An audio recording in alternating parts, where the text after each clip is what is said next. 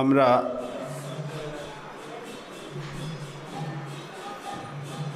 শ্রবণ করছি শ্রী শ্রী বৃহৎ ভাগবতামৃত।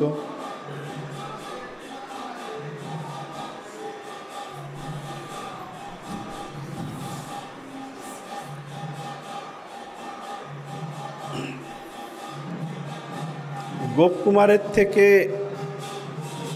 আমরা অবগত হলাম যে এই ব্রহ্মাণ্ডে যত যত লোক আছে তন্মধ্যে শ্রেষ্ঠ হচ্ছে এই ভৌম বৃন্দাবন। এই ভৌম বৃন্দাবনের থেকে দিব্য আনন্দ, দিব্য প্রেম আর কোনো লোকে দৃষ্ট হয় না। গোপকুমার তিনি সেই জনশর্মা নামক মাথুর ব্রাহ্মণকে এই ব্রজভক্তি কেমন তা নিজে যা কিছু সাক্ষাতে উপলব্ধি করেছিলেন তা বর্ণনা করলেন।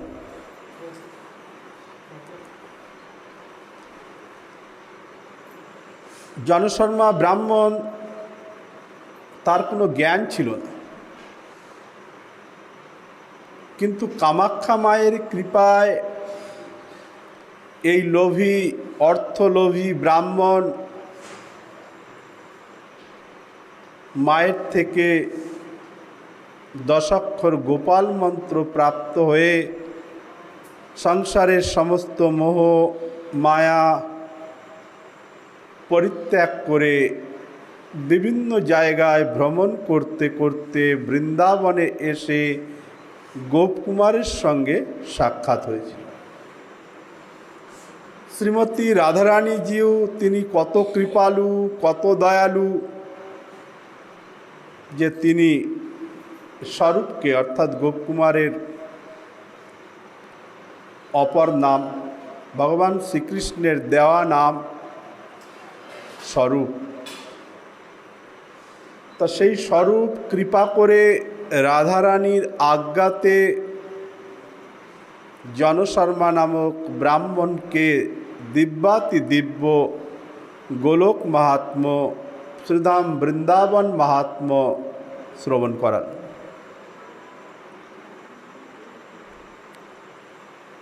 ভালো সঙ্গপ্রাপ্ত হওয়া অনেক কঠিন বিষয়, অনেক ভাগ্যের বিষয়।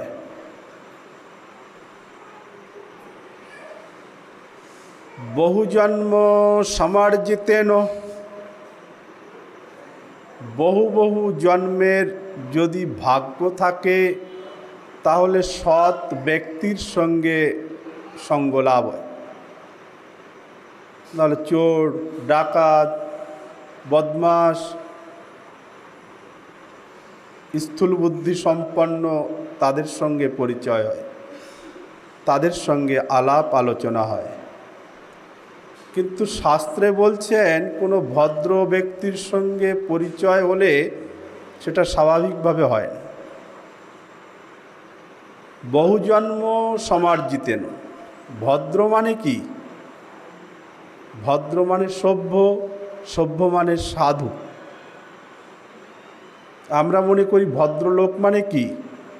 প্যান্ট শার্ট পরা, চশমা চোখে দেওয়া, টাই লাগানো, তিনিই ভদ্র? বলছেন না।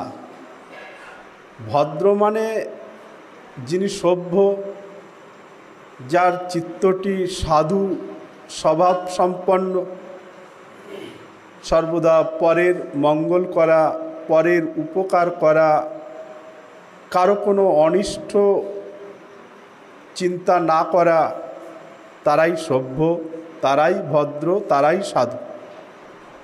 সাধু মানে এই নয় যে মাথা ন্যাড়া করলাম, যা ইচ্ছা তাই করে বেড়ালাম, তা হবে। সাধু তো সাধুর সংজ্ঞাটাই আমরা বুঝতে পারি। আমরা নিজেদের ভক্ত বলি, এই ভক্ত কাকে বলে এটাও আমরা বুঝতে পারি। তাই দেখবেন শাস্ত্রে জায়গায় জায়গাতে বলা হয়েছে হে ভদ্র, হে সৌম্য, হে সভ্য। আরে সাধু হওয়া, বৈষ্ণব হওয়া, ভক্ত হওয়া তো অনেক কঠিন বিষয়। শাস্ত্রে বারংবার বলছেন, আরে তুই আগে ভদ্র হ, তুই আগে সভ্য হ। অসভ্য ব্যক্তি কখনো ভক্ত বা সাধু হতে পারে, কোনো অবস্থাতেই হতে পারে। তাই পদ্মপুরাণ বলছেন বহু জন্ম সমার্জিতেন, তা আবার মহামুনি নারদ বলছেন বহু বহু জন্মের ভাগ্যফল একসাথে উদিত হলে পর তখনই সৎসঙ্গ লাভ হয়ে থাকে। অসৎসঙ্গ তো একটা সাধারণ জিনিস, কিন্তু সৎসঙ্গ, ভদ্র ব্যক্তির সঙ্গ লাভ, এটা ভাগ্যের প্রয়োজন হয়। যদি আপনার সঙ্গে কোনো সৎ মানে সাধু, সৎ মানে সাধু, অসৎ মানে সাধু নয়, তা যদি আপনার বহু বহু জন্মের ভাগ্য থাকে, সৎ গুরুদেবের কৃপা থাকে, এখানেও সদ্গুরু বলা হয়েছে, তার মানে অসৎগুরু আছে বলেই তো সদ্গুরু শব্দ প্রয়োগ হয়েছে। শব্দের অনেক তারতম্য আছে। তাই সৎগুরুর যদি কৃপা থাকে, সাধুজনের, মহৎজনের যদি কৃপা থাকে, তাহলেই সেই শুভক্ষণ উপস্থিত হয়, সাধুসঙ্গ লাভ হয়। সাধুসঙ্গ লাভ হলে সম্পূর্ণ জীবনটাই বদলে যায়, তার চোখের চাহনিটাই পাল্টে যায়। তাই রাধারানীর অহৈতুকী কৃপা হলো জনশর্মা ব্রাহ্মণের প্রতি। জনশর্মার দীক্ষাগুরু কে ছিলেন? মাতা কামাখ্যা দেবী।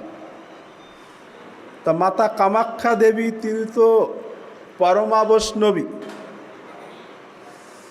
তিনি সর্বদাই রাধারানীর কাছে প্রার্থনা করেছেন, হে রাধে, তুমি আমার এই শিষ্যটাকে তোমার কাছে নিয়ে নিও। তা গুরুদেবের কর্তব্য কি? যে শিষ্যের মঙ্গল চিন্তা করা, ভগবানের কাছে, ভগবানের চরণ যাতে সে কোনো জন্মে না কোনো জন্মে যেন প্রাপ্ত হয়, এটাই গুরুদেবের আকাঙ্ক্ষা থাকে। সদ্গুরুদেব কখনো লোভী হয় না, যে শিষ্যকে কিভাবে ভুলিয়ে ভালিয়ে অর্থ পাওয়া যাবে এই রকম বাসনা থাকে। এরা তো ব্যাপারী, যারা মনে করে ভক্তদের থেকে, শিষ্যদের থেকে হরিকথা বলে কিভাবে অর্থ উপার্জন করা যাবে, এটা ব্যাপারী, ব্যবসা বুদ্ধি। তাই দেখুন, কামাখ্যা মাতা রাধারানীর কাছে প্রার্থনা করেছেন, আমার এই শিষ্যকে হে রাধে তুমি তোমার কাছে, তোমার সেবাতে নিয়ে নি। তাই সেই জনশর্মা ব্রাহ্মণের তো কপাল খুলে গেল। তার অভিপ্রায় কী ছিল?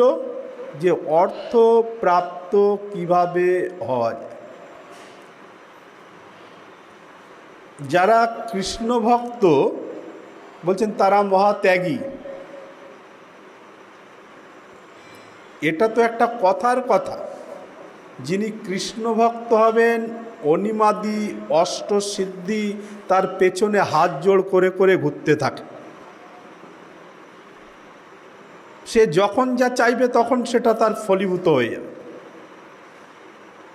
যে একটা সিদ্ধি প্রাপ্ত হতে হলে কোনো সাধককে কত কৃচ্ছ সাধনা করতে হয়। আর যিনি কৃষ্ণ ভক্ত হন তার পেছনে পেছনে অনিমাদি অষ্টসিদ্ধি তারা কর জোড় করে বলেন যে আমাকে একটা সেবার অবসর দিন। তো তারা যদি ইচ্ছা করে বহু কিছু করতে পারে, অসাধ্য সাধন করতে পারে। এই যে বলা হচ্ছে যে গোলক উপরিস্থিত গোলক ধাম, সেটা তো মাধুর্যের ধাম, সেখানে ঐশ্বর্য নেই। বলছেন এটা ভুল কথা। বলছেন সেখানকার মাধুর্যের প্রাচুর্য এত এত মাত্রায় বেশি যে ঐশ্বর্য তাদের কাছে ঢেকে যাচ্ছে। সেখানে মহা ঐশ্বর্য।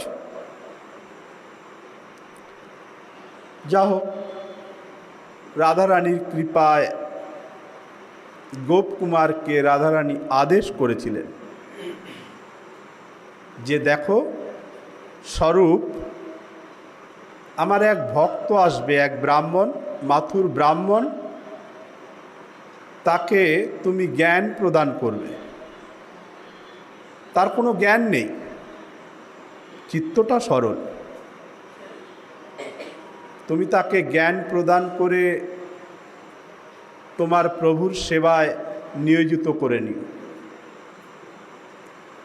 তাই গোপকুমার বলছেন, হে ব্রাহ্মণ, এই গোলক মাহাত্ম্য বর্ণনা করতে কারো কোনো সামর্থ্যই নেই। আমি তো অনেক কিছু ভুলে গিয়েছিলাম, কিন্তু আমি অনেক কিছু বিস্মৃত হলেও আমাকে প্রভু তিনি প্রেরণা দিয়ে বলিয়ে নিয়েছেন। সুতরাং আমি মনে করি আমি তোমাকে সম্পূর্ণভাবেই যতটুকু বলা সম্ভব ততটুকু আমি তোমাকে প্রভুর কৃপাতেই বলেছি। ভগবত প্রেম পরিপাক উন্মাদ আদি দশার ফলে স্বপর বিস্মৃতি হেতু আমি ভুলে যাওয়ার কথা। তথাপি আমি তোমাকে বলতে পেরেছি যে শ্রীকৃষ্ণ আমার হৃদয়ে প্রবেশ করে আমার মুখ থেকে বলপূর্বক অর্থাৎ জোরপূর্বক বলিয়েছেন বলে আমি বলতে পেরেছি। আমার নিজের কোনো স্বার্থ নেই। হে ব্রাহ্মণোত্তম, আমি তোমাকে দেখে বুঝতে পারছি, তোমার লক্ষণসমূহ দেখে আমার মনে হচ্ছে যে তুমি আমার সব কথাগুলি বুঝতে পেরেছ। এটা বল। দেখো, আজ প্রাতকালে শ্রীমতী রাধারানী জিউ তিনি আমাকে তোমার কথা বলে গিয়েছে। আমি সেই আমার প্রভুর সেবা ছেড়ে এই কুঞ্জে উপস্থিত হয়েছি। দেখো, আমি সেই শ্রীকৃষ্ণ সঙ্গসুখ পরিত্যাগ করে শ্রীমতী রাধারানীর আদেশকে শিরোধার্য করে এই কুঞ্জে তোমার জন্য আমি অপেক্ষা করছিলাম। কারণ বলছেন শ্রীমতী রাধারানীজিও আমাকে যে আজ্ঞা করেছেন সেই আজ্ঞার থেকে আর বড় কোনো আজ্ঞাই হতে পারে না। শ্রীমতী রাধারানীজিউয়ের আজ্ঞা পরিপালন করলে শ্রীকৃষ্ণ আমার প্রতি ওনার সেবাতে থেকে যে প্রকার সন্তুষ্ট হতেন,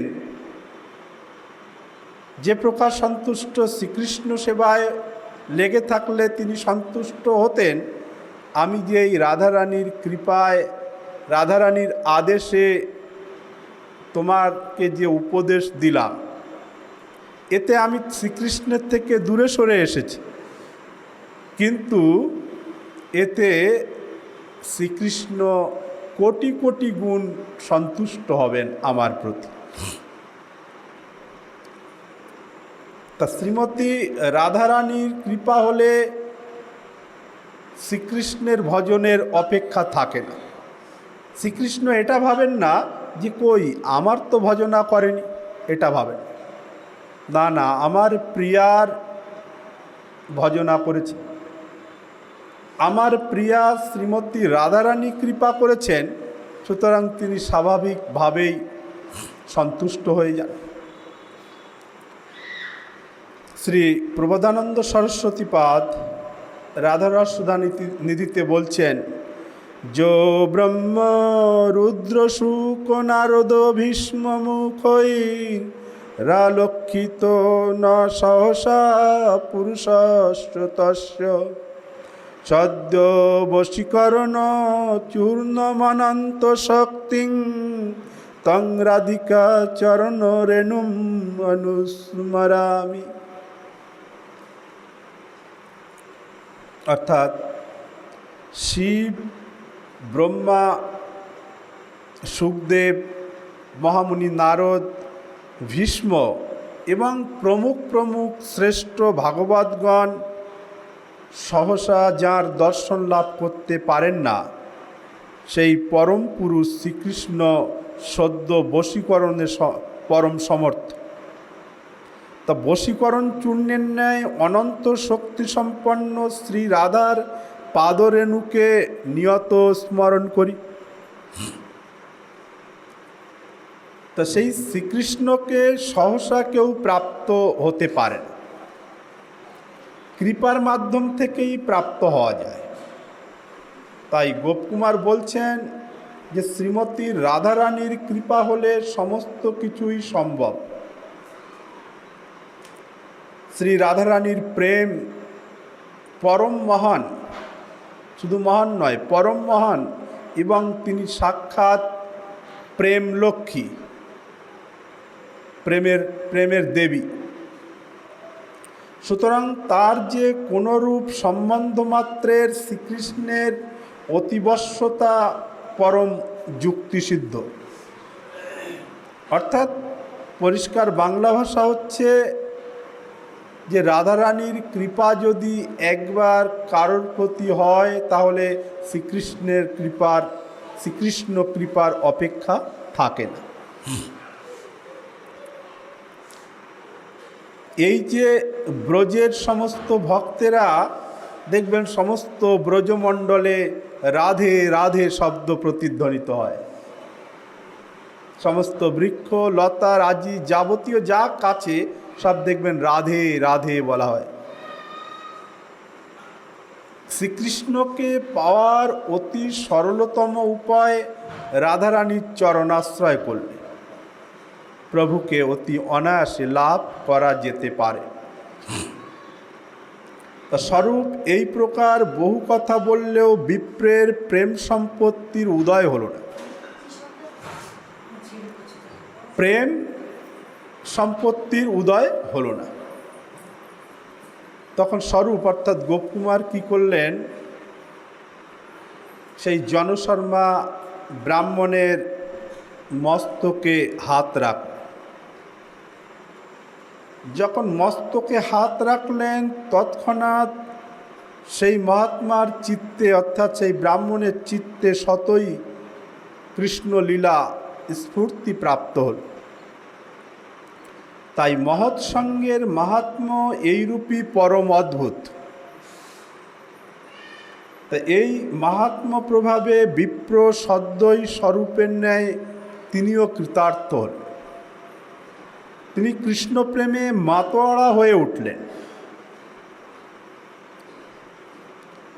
তাই জীবকে ভগবৎচরণে উন্মুখীন করার উপযোগী যে ভগবৎ কৃপা তা সাধু বা মহাপুরুষের আকার ধারণ করেই প্রাপঞ্চিক বিশ্বে অবতীর্ণ।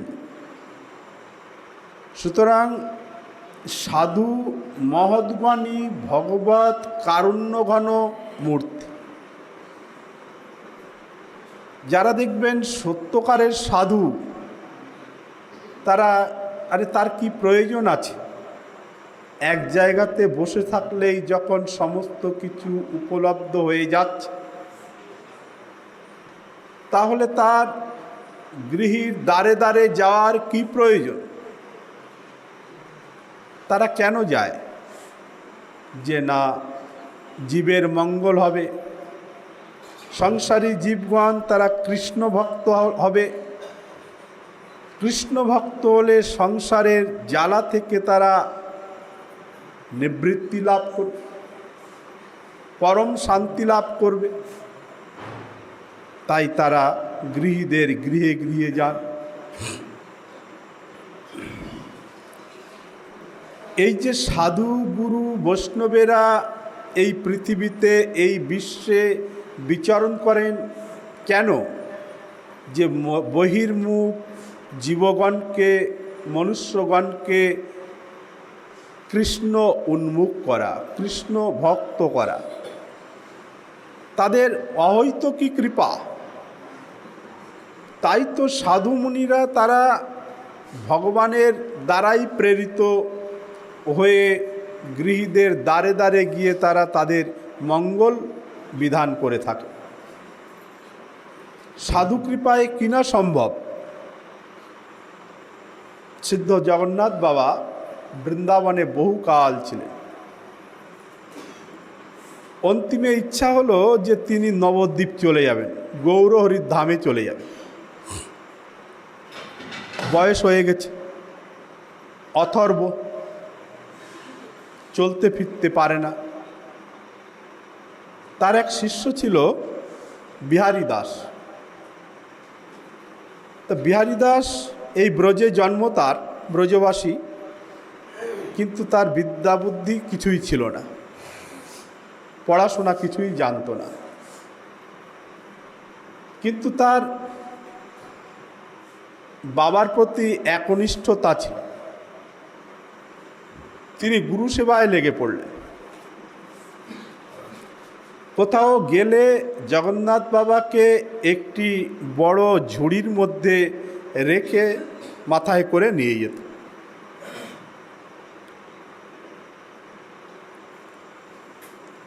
অকস্মাৎ তিনি বলছেন, আরে বিহারী, রাধারানীর কাছে ধামে অনেক দিন থাকলাম,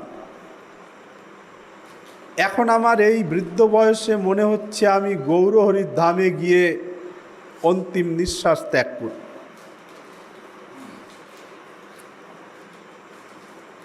বিহারী দাস বলল, হ্যাঁ বাবা, তাতে অসুবিধা কি আছে? একটু সাউন্ডটা কমাও তো, সামান্য একটু, একদম সামান্য। বিহারী দাস তিনি বললেন, এতে অসুবিধা কি আছে, আমি নিয়ে যাব।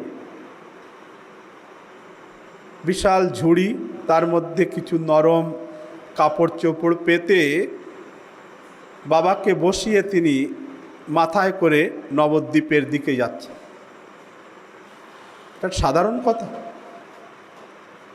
মানুষ কেবল শরীরটা নিয়েই এখান থেকে ওই পর্যন্ত গেলে অসুস্থ হয়ে পড়ে, তার মধ্যে একজন সাধুকে মাথায় করে নিয়ে যাওয়া, তার আবার জিনিসপত্র সেগুলো নেওয়া, নিজের জিনিসপত্র সেগুলো নেওয়া, নিয়ে যাওয়া একটা সাধারণ কথা নয়। বিহারী দাস ঠিক বহুদিন পরে নবদ্বীপে নিয়ে গেলেন। সিদ্ধ বাবা খুশি হয়ে বলছেন, আরে বিহারী, তোর কাছে তো আমি ঋণী রে। বলছেন, কি বাবা, এ কি বলছেন? আপনি আমার কাছে ঋণী কেন? আমি তো আপনার শিষ্য, আমার তো উচিত আপনার সেবা করা। আমি তো আপনাকে অর্থ দিয়ে সেবা করতে পারি না, শাস্ত্র গ্রন্থ শুনিয়ে সেবা করতে পারি না। তবে আপনার কৃপায় শরীরে শক্তি বল আছে, তাই আপনার আদেশকে আমি পূর্ণ করতে পেরেছি, এটা আপনারই কৃপায়। তাই এতে আপনি আমার কাছে ঋণী কেন হবে? বলছেন, আচ্ছা সে যাক গে, তুমি আমার থেকে কিছু একটা আশীর্বাদ নিয়ে নাও। বর শব্দ প্রয়োগ হয়নি, আশীর্বাদ নিয়ে নাও। বিহারী দাস বলল, বাবা আমার আবার আশীর্বাদ কিসের? বলতে না, যা চাইবে আমি দেব। সাধুর কাছে কিছুই নেই, কিন্তু আধ্যাত্মিক শক্তি রয়েছে। বিহারী দাস চিন্তা করলেন, আমার তো কিছু প্রয়োজন নেই। অনেকক্ষণ চিন্তা করে বলছেন, বাবা আমার খুব ইচ্ছা হয় যে আমি গৌরহরির জীবন চরিত্র একটু অধ্যয়ন করি, কিন্তু না তো আমি হিন্দি জানি, আর বাংলা তো আমার মাতৃভাষা নয়, কি করে সম্ভব হবে? আপনি বরঞ্চ আমাকে এই আশীর্বাদ করুন, আমি যাতে চৈতন্য চরিতামৃত আদি গ্রন্থ পড়তে পারি এবং বুঝতে পারি। বললেন, তথাস্তু, তাই হবে। তারপর থেকেই বিহারী দাস সুন্দরভাবে পড়তেও পারত, অর্থও বুঝতে পারত এবং ব্যাখ্যাও করতে পারত। তা সাধুর কৃপায় যেগুলো হওয়ার নয় সেগুলোও হওয়া সম্ভব। তা এখানে ভগবত কৃপা, ভগবত সম্মুখের প্রাথমিক কারণ হচ্ছে কি, বাকি যত কিছু দেখা যায়, যারা যারা এই ভক্তি মার্গে উন্নতি সাধন করেছে তাদের পেছনে দেখবেন গুরুদেবের বা সাধুদের আশীর্বাদ আছে। তা না হলে এই পথেই কেউ টিকে থাকতে পারবে, তার মতি ভ্রমিত হয়ে যাবে। যখনই অপরাধ হবে, সাধুগুরু বৈষ্ণবের আনুগত্যে থাকবে না, থাকতে পারছে না, তাহলে জানতে হবে ওর অপরাধ হয়ে গেছে। যদি অপরাধকে ছেড়ে নিষ্কপটভাবে সাধুগুরু বৈষ্ণবের সেবা করে, তাহলে তারা বহু কিছু অসাধ্য সাধন তারা করতে পারে। শ্রী জীবগোস্বামীপাদ ভক্তি সন্দর্ভে এই একই কথা বলেছে। সুতরাং সেই সমস্ত সাধু মহাত্মারা তারা বিভিন্ন প্রান্তে ভ্রমণ করে, পৃথিবীর সর্বত্র বিচরণ করে সংসারী জীবগণকে উদ্ধার করার। এই সংসারে সুখ নেই, এই সংসার একটি দুঃখের খনি। ক্ষণিকের জন্য যদি কেউ সুখ উপলব্ধি করল, তার পরক্ষণেই দেখবেন দুঃখ আর দুঃখ,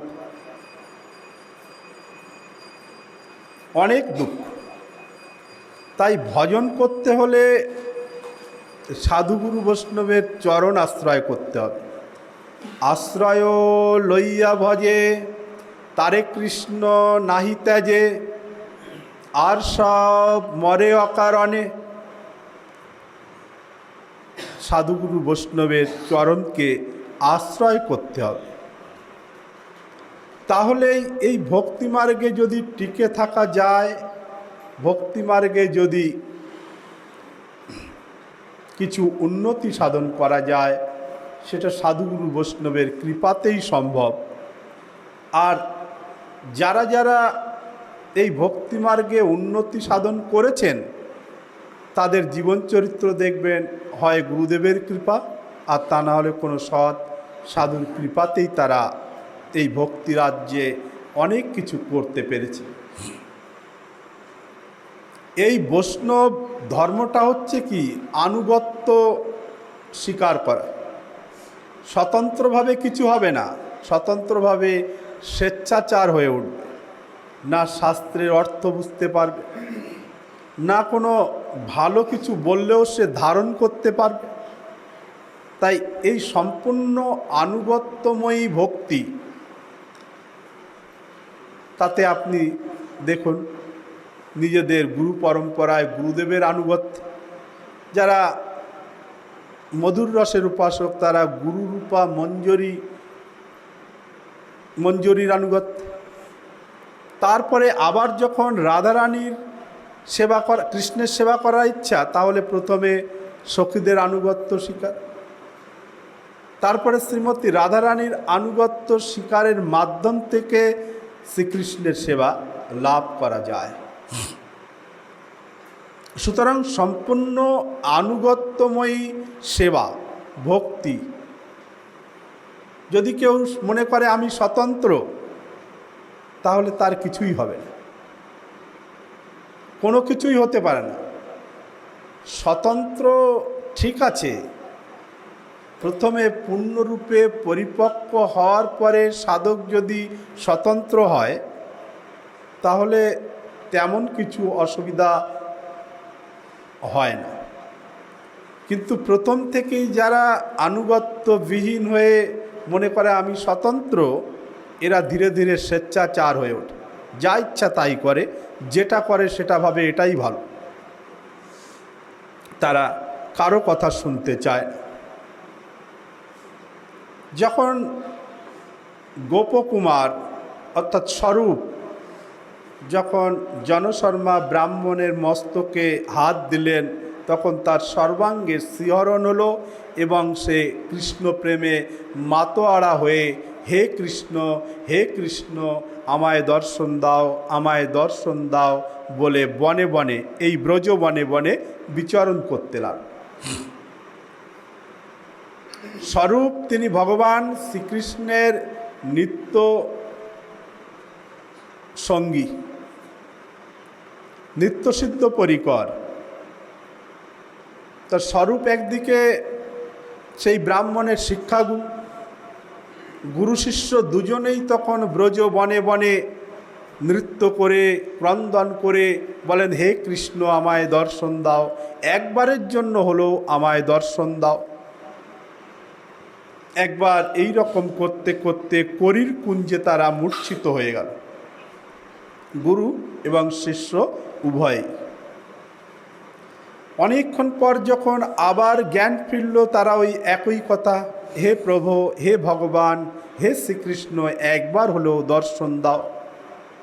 ভক্তবৎসল ভগবান তৎকালে অদূরে মানে একটু দূরে সমস্ত গোগণের হাম্বা হাম্বা রব তারা শুনতে পাচ্ছে।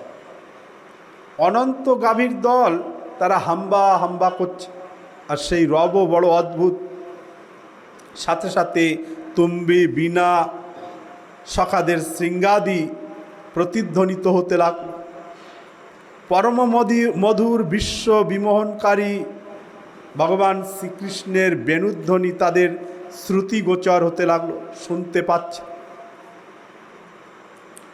তারপরে দেখছে সেই ভগবান ধীরে ধীরে শ্যামলকান্তি সমুজ্জ্বল শোভায় উজ্জ্বলিত হয়ে তাদের দিকে এগিয়ে আসছে। তার সমস্ত শরীরের অবয়বের বর্ণনা দিয়েছে। কর্ণে কদম্ব কুসুমের বিভূষণ, কম্বুকণ্ঠে মুক্তামালা শোভা পাচ্ছিল এবং মস্তকে ময়ূরপুচ্ছ নির্মিত মনোহর চূড়া পরিশোভিত, বিদ্যুৎ প্রসা কৌশেয় পীতবসন পরিধান করা ছিল। অতি অদ্ভুত বর্ণনা দিয়েছেন সনাতন গোস্বামীপাদ। আমরা তো মানে মর্মার্থ সারাংশ শ্রবণ করছি। এইভাবে ভগবান শ্রীকৃষ্ণ যখন আসছে, তাকে দেখে মনে হচ্ছে একদম সিংহের মতন তিনি আসছেন। গলদেশে বৈজয়ন্তীমালা, কৌস্তবমণি এবং বনফুলের মালা দোদুল্যমান, এবং প্রভুর কোটিদেশটা একেবারে ক্ষীণ চিকন সিংহাকৃতি। যারা বীর পুরুষ হয় তারা দেখবেন তাদের কোমরগুলো চিকন হবে আর শরীরটা হবে বৃহৎ। আর যারা খাওয়া পটু দেখবেন পেট টেট মোটা টোটা করে তাদের অবস্থাই খারাপ। কিন্তু মহাপুরুষরা তারা ওই সিংহের কোটির সঙ্গেই তাদের কোটির অর্থাৎ কোমরের তুলনা দেন। তা শ্রীকৃষ্ণ মনে হয় যেন সিংহের ন্যায় মহাপরাক্রম সম্পন্ন, এই প্রকার ভাবে তার শরীরের এবং আগমনের বর্ণনা দিচ্ছে। এবং কদম্ব, গুঞ্জা, তুলসী, শ্রীখণ্ড, প্রবাল আদির মালাসমূহ যত যত মণি মাণিক্য আছে নন্দরানী সব কিছুই তাকে ধারণ করিয়ে পাঠাতেন গোচারণে পাঠাতেন। তার শরীরের এবং শ্রীঅঙ্গের বর্ণনা, অলঙ্কারের বর্ণনা কোনো শাস্ত্রকারগণ লিখতেই পারবে, এত সুন্দর। সবাই মনে করে রাখাল গলায় একটা গামছা দিয়েই চলল, তা নয়।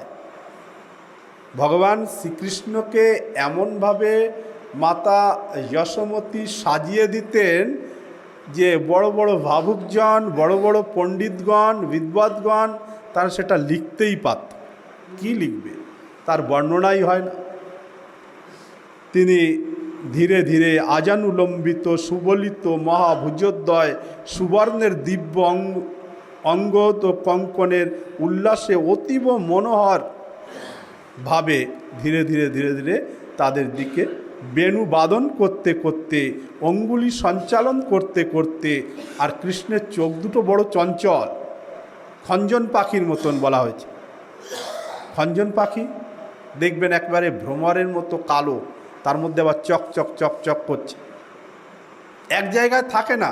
দেখবেন ফুলের উপরে সম্পূর্ণ বডিটা উপরের দিকে করে চঞ্চুটা ফুলের ভেতরে ঢুকিয়ে দিয়ে সমস্ত শরীরটা নড়ছে, ভালো করে দেখাও যাবে না, এত চঞ্চল খঞ্জন পাখি। তা সেই খঞ্জন পাখির মতন তার চক্ষু খুব চঞ্চল, একবার এদিকে দেখছেন, একবার ওদিকে দেখছেন। যেদিকে দেখেন সেই দিকে সে জড় বস্তু হোক, চেতন বস্তু হোক, মানব হোক, দেবতা হোক, পশুপক্ষী হোক, তার সেই চঞ্চল দৃষ্টি ভঙ্গি দেখলে সে পর্যন্ত আকর্ষিত হয়ে যায়। সুবিশাল নয়ন কমল ঈষৎ চঞ্চল অপাঙ্গ বিলোকন ভঙ্গিমায় অতি মনোহর শোভা ধারণ করে তিনি ধীরে ধীরে ধীরে গোপকুমার এবং জনশর্মা ব্রাহ্মণের দিকে ফিরে আসছে। ভগবান শ্রীকৃষ্ণ অনন্ত গাভীদের সেই হাম্বা হাম্বা রব, আর তার সঙ্গে শৃঙ্গা আদি সখারা বাদন করছে, অনেক প্রকার বংশী সখারা মিলে বাজাচ্ছে। শ্রীকৃষ্ণ নিজেও মহা অমৃতের থেকেও মহামৃত যে বংশীধ্বনি তা তিনি বাদন করতে করতে, সকলের সাথে আনন্দ করতে করতে ধীরে ধীরে ধীরে ধীরে তাদের দিকে আসে। ভগবান শ্রীকৃষ্ণের আসার এই উপক্রম দেখে সখারা তারাও আসছে সেজে গুজে, তাদেরও অঙ্গ প্রত্যঙ্গের বর্ণনা করেছেন শ্রীল সনাতন গোস্বামী পাদ। ধীরে ধীরে যখন আসছেন, অদ্ভুত সেই মুরলীধ্বনি শ্রবণ করে তারা আবার প্রেমে নৃত্য করতে করতে আবার ভূমিতে পড়ে গেল অজ্ঞান হয়ে। আবার কখনো জ্ঞান হয়, আবার তারা নৃত্য করে, অশ্রু বিসর্জন করে, আবার ভূতলে পতিত হয়। এইভাবে ক্রমে ক্রমে ধীরে ধীরে তাদের সঙ্গে এসে মিলিত হবে। তা এর পরবর্তী অংশ আমরা শ্রীকৃষ্ণের কৃপা হলে, শ্রীমতী রাধারানীর কৃপা হলে এর পরবর্তী অংশ আগামী দিবসে শ্রবণ করব। সুতরাং অধ্যকার দিনের কথার বিরাম এখানেই দিলাম। জয় জয় শ্রী রাধে শ্যাম, নিতাই গৌর সীতানাথ প্রেমানন্দে, হরি হরি বল। শ্রী শ্রী गिरिराज महाराज की जय। श्रीमद् भागवत महापुराण की जय। श्री वेदव्यास भगवान की जय। श्री श्री बृहद भागवतामृत की जय। श्रील सनातन गोस्वामी प्रभुपाद की जय। श्री श्री दामोदर व्रत की जय। व्रतकारी समस्त भक्त वृंद की जय। अपन अपन श्री गुरु महाराज की जय। আজকের আনন্দ কি জয়, সমাগত সমস্ত ভক্ত মণ্ডলী কি জয়। জয় জয় শ্রী রাধে শ্যাম, নিতাই গৌর হরি বল।